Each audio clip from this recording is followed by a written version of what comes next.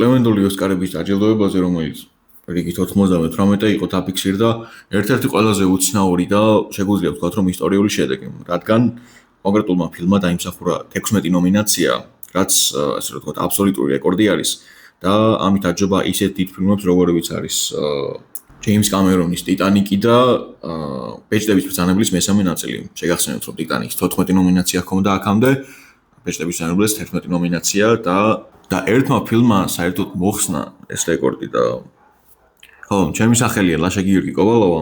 ეს არის კერკეტი კაკალის პირველი ეპიზოდი. და დღეს საუბარი გვექნება სწორედ ამ ეპიცენტრულ ფილმზე, რაიან კუგლერის ნამუშევარზე, სახელად ცოდვილნი. და სანამ უშუალოდ ფილმის მიმოხილვაზე გადავიდეთ, ორიოდე სიტყვა უნდა დავუთმოთ ბატონ რაიან კუგლერსაც, რადგან შეგვიძლია ვთქვათ, რომ საკმაოდ გამოცდილი რეჟისორი არის, რადგან ყველაზე დიდ პროექტებში აქვს ნამუშევარი ისეთებში, როგორიც არის სილვესტერ სტალონეს მიერ შექმნილი ლეგენდალური ისტორიის როკის სერიათა გაგრძელება, ან სპინ-ოფი შეგიძლია დაუძახოთ. მას აქვს სცენარი და რეჟისორული თვალსაზრისით ნამუშევარი კრიდის პირველ ნაწილში, დიახ, ამ სპინ-ოფს კრიდი ქვია. იგი მოგვითხრობს როკი ბალბოას ყოფილი ოპონენტისა და მისი მეგობრის, აპოლო კრიდის შვილის ადონისის პროფესიონალურ კრივის გზას, რომელიც საკმაოდ საინტერესო არის და შედგება 3 ნაწილისგან, თუმცა კუგლერს მხოლოდ პირველ ნაწილზე აქვს ნამუშევარი და ხაზგასმულია ისიც, რომ სწორედ ეს ნაწილი წარდგენილი იყო ოსკარზე ერთ ნომინაციაში, მაგრამ ესეც რა თქმა უნდა წარმატება არის. ხაზგასმულია ისიც, რომ ადონის კრიდის როლი მოიგო მაიკლ ბი ჯორდანმა, რომელიც ჩვენი პოდკასტის ერთ-ერთი მთავარი ნაწილი იქნება, ნუ ცხადია სინერსის გამო. ასევე ხაზგასმულია ის, რომ კუგლერის რეჟისორობით შეიქმნა მარველის ყველა დროის ერთ-ერთი ყველაზე წარმატებული პროექტი, სახელად შავი პანტერა, ორივე ნაწილი და უნდა ვთქვათ ისიც, რომ შავი პანტერას პირველი ნაწილი არის, ზოგადად კომიქს ადაპტაციებს შორის ერთ-ერთი ყველაზე ისტორიული ფილმი, რადგან იგი წარდგენილი იყო 7 ოსკარზე, ანუ მსგავსი შედეგი ალბათ კრისტოფერ ნოლანის ნელი რაინდის შემდეგ არავის არ დაუფიქსირებია. 7 ნომინაცია და აქედან 3-ში ოსკარის მოიგო.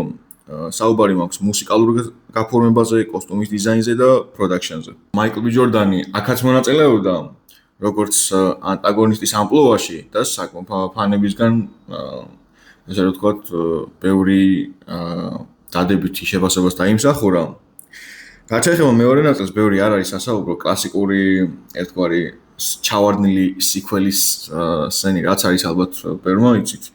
და მსგავსი შემთხვევა იყო. არ იყო კარგი ფილმი პირველთან შედარებით და ეს ყველაფერი იმანაც განაპირობა, რომ შავი პანტერას მთავარი როლის შემსრულებელი ჩედვიკ ბოსმანი გარდაიცვალა და შესაბამისად რთული იყო მისი, ესე რომ ვთქვათ, სხვა ალტერნატივით ჩანაცვლება, ამიტომ რეჟისორს მოუწია რაღაცეების გადახარისხება, რამაც შედეგი ვერ გამოიღო. ჩვენს მთავარ ფილმზეც რომ გადავიდეთ, პირველ რიგში უნდა დავიწყო იმით, რომ შემიძლია ვუწოდო ამ ფილმს ექსპერიმენტული რაღაც ხრივ, იმიტომ რომ ისეთი ელემენტები იყო გაერთიანებული, რაც ალბათ ძალიან ცოტა ფილმში გვაქვს ანახიან, შეიძლება საერთოდაც არ გქონდეს. საუბარი გვაქვს ერთგვარად ვესტერნის ჟანრის გահორორებაზე და თითქოს ექშენში გადატანაზე. რადგან ერთგვარად საინტერესო კონცეფცია შემოგთავაზა კუგლერმა, რომლის მიხედვითაც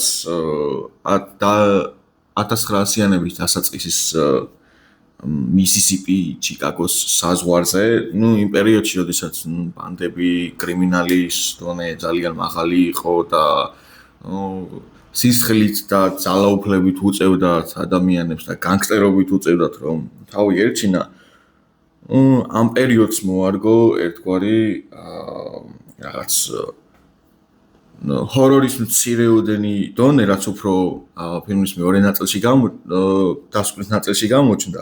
თუმცა ვერ დაუძახებთ ბოლომდე ჰორორს, რადგან იყო გამოყოფილი ერთგვარად, როგორ გითხრათ, ირონიული იუმორის, რაღაც ცინიზმის, სარკაზმის ერთგვარი ნიშნები, რაც არ გვაძლევდა იმის საშუალებას, რომ თქვათ, ან სერიოზულად შეგვეხედა ამ საკითხისთვის.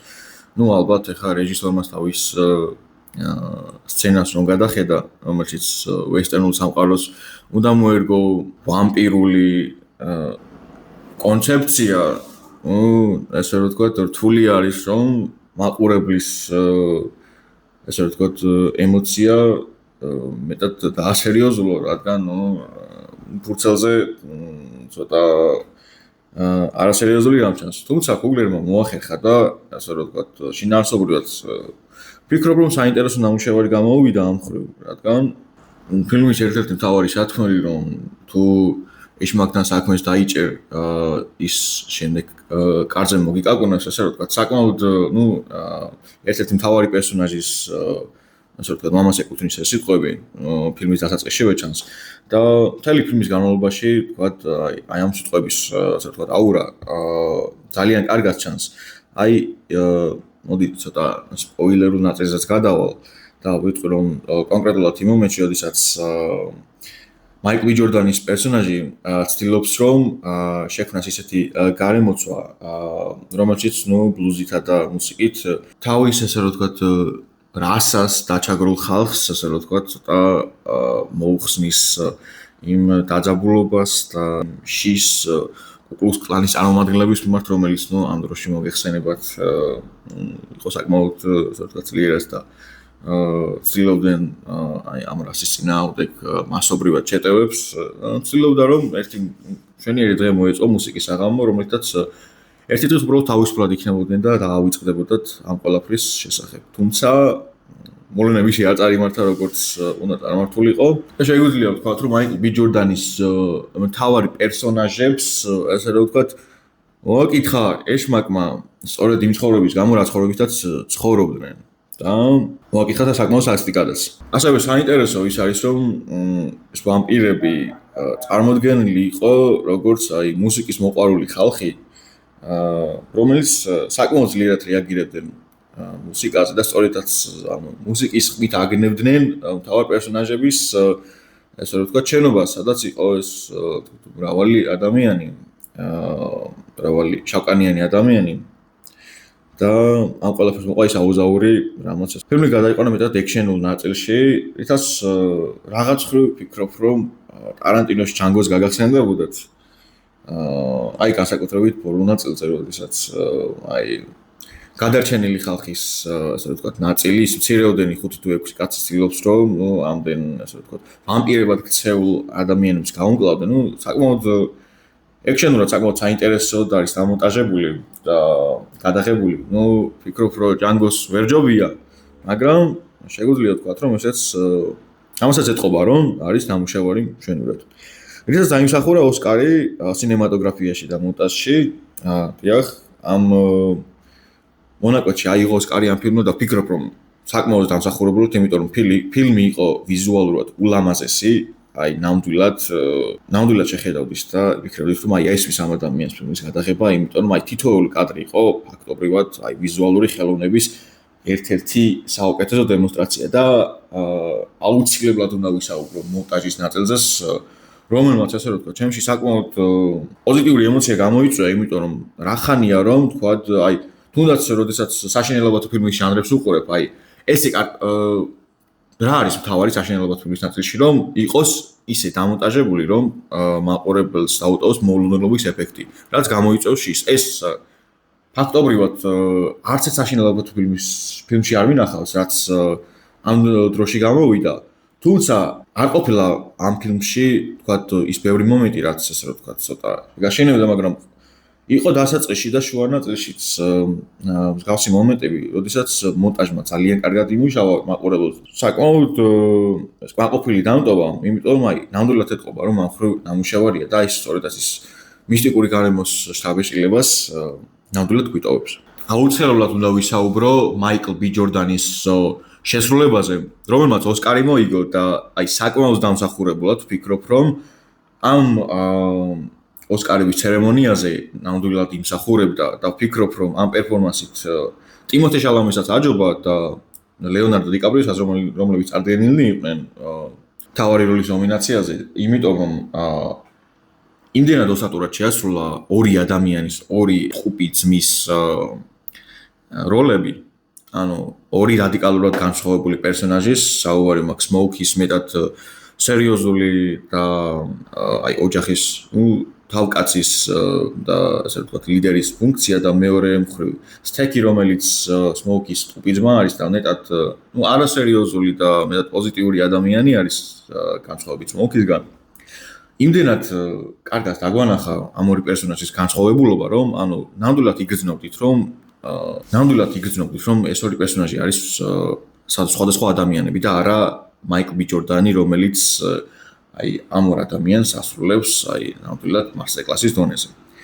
აუცილებლად ერთ-ერთი ყველაზე დამსახურებული ოსკარი არის, რაც მინახავს და ნამდვილად იმსახურებდა ეს ადამიანი, ანუ მაიკლ ბი ჯორდანს აქამდეც ქონია ის თუნდაც აი კრიტში ადონისის როლი როგორც შეასრულა ფიქრობ რომ საკმაოდ კარგად გაართვა თავი, თუმცა აი ამ დონეზე ფიქრობ რომ ჯერ ასეთი როლი არ შეუსრულებია, რაც ფაქტობრივად სახეზეც ჩანს.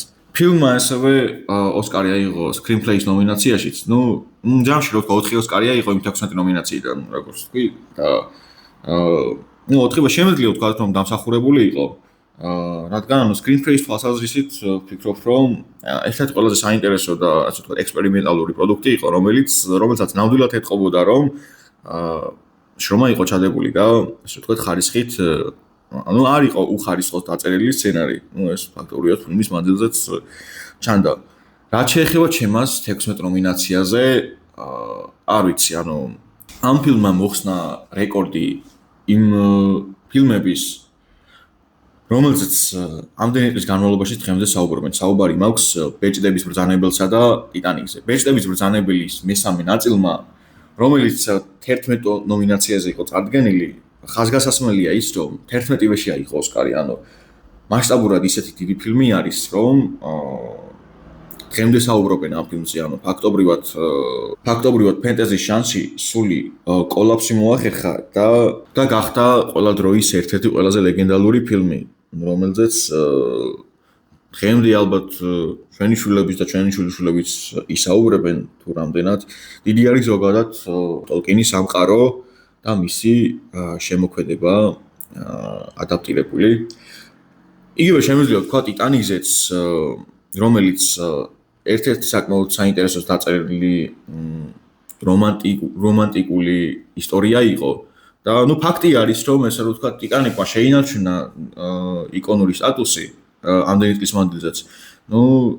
კი არის რაღაც გაყოფილი გადაწყვეტილებები, რომ ცოტა გადაფასებულია ეს ფილმი, თუმცა ტიტანიკსაც 11 ოსკარი ეკუთვნის და ტყუილად არ ეკუთვნის, რადგან იცის ჯეიმს კამერონმა დიდი ფილმები შექმნა, მაგრამ რაც შეეხება სინერს ამ ორი ფილმის შედარებაზე, არ მგონია რომ ისეთი კალიბრის ყოფილიყო ეს ფილმი, რომ თქვა აი 16 ნომინაცია და ამ ორი ფილმის ნომინაციების რეკორდი მოეცნო. ვფიქრობ რომ ცოტათი არა, კარგად გადაჭარბებული არის, იმიტომ რომ აი გამოსვლისთანავე ვფიქრობ არ იყო ეს ფილმი, რომელიც ასე რომ თქვა დაგვიტოვებდა სწორედ აი იმ შთაბეჭდილებებს და აი იმ სიდიდეს, რომელიც დაგვიტოვა ტიტანიკმა და ბეჭდების ბრძანებელის მესამე ნაწილმა. და თქვა ეხლა სიმართლეს რომ თვალებში ჩავხედოთ, ამ ფილმის ესეთი წარმატებულობა განაპირობებული არის სწორედაც აი screenplay-ის მიერ და ზოგადად იმ სცენარის მიერ, ვინც რაც დაიწერა და ზოგადად აი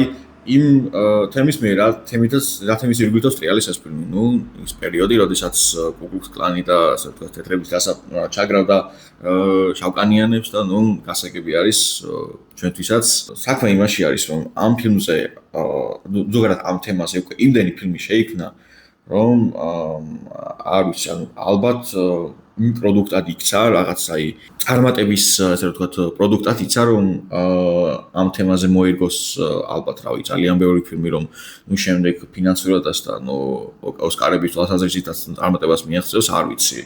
ვერაფერს ვერ ვიტყვი, თუმცა საქმე იმაში არის, რომ უკვე ძალიან ბევრი ფილმი გამოვიდა ამ თემასთან დაკავშირებით, ძალიან ბევრი ნახეთ და გასაგებია ჩვენთვისაც, თუ როგორი ცუდი იყო კუკლუქს, ეს ყველა მიჩის ალბათ, როგორი ცუდი იყო ეს კუკლუქს კლანის, ასე ვთქვათ, დამოკიდებულება და ზოგადად ეს რასიზმული, ასე ვთქვათ, მიდგომები, მაგრამ მე მგონია, რომ აი ეს თემა უკვე იქცა ერთ-ერთ, ასე ვთქვათ, თულად, იარაღად, რომ ამ თემაზე მოვარგე ფილმს და შემდეგ უკვე აი ხალხი იყოს, რომ ვაუ და გასაგებია რა, ვფიქრობ, რომ ცოტა ორიგინალურობა მართებს ჰოლივუდს ამ თვალსაზრისით, იმიტომ რომ აი რეალურად რო შევხედოთ აი 16 ოსკარი ესეთი ფილმისთვის ვფიქრობ რომ აი ძალიან ბევრი არის. კარგი ფილმი არის, ნამდვილად შემიძლია თქვა რომ კარგი, მაგრამ არა ძალიან მაგარი და აი ისეთი სასწაული რომ აი რაღაცა აი ოსკარების ნომინაციების რეკორდი მოხსნას. და ნუ ალბათ ყველა ხვდებით რომ არის რაღაცა ასე ვთქვათ მიზეზი ამ ყველაფრის უკან რომ რაღაცა ოსკარები გარკვეულ თემებზე ვფიქრობ რომ არ არის ბევრჯერ შეგვიჩნევია რომ არ ყოფილა ობიექტური და ნუ რაღაცა სუბიექტურობა ყოფილა გამომჟღავნებული, თუმცა ის 4 ოსკარი და ნუ ის პოპულარობა და ის ასე ვთქვათ ნამუშევარი რაც რაიან კუგლერმა ასე ვთქვათ შექმნა, ნამდვილად იმსახურებს პატივისცემას და ვფიქრობ რომ რაიანი მომავალში ძალიან ბევრ და კარგ პროდუქტს შემოგთავაზებს. თქვენთან ერთად იყო ლაშა გიორგი კობალოვო და შევხვდებით შემდეგ ეპიზოდში. დროებით.